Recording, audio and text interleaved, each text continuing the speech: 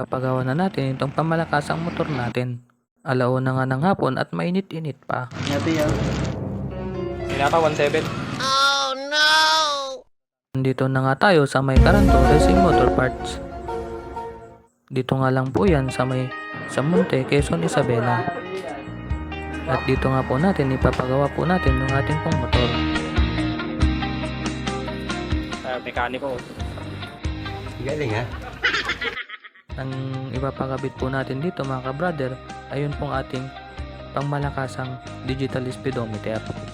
Wow naman! Wow! Wow! At ayan na nga po, natapos na po ni Kuya yung pagkakabit po sa ating speedometer. At ayan nga po mga ka-brother ay tinitest po ni Kuya kung ito po ay gumagana. Dito ka na po tatapusin ang aking pong videos. Kapag hindi pa po kayo nakapalo sa aking FB page ay pakipalo naman po ako.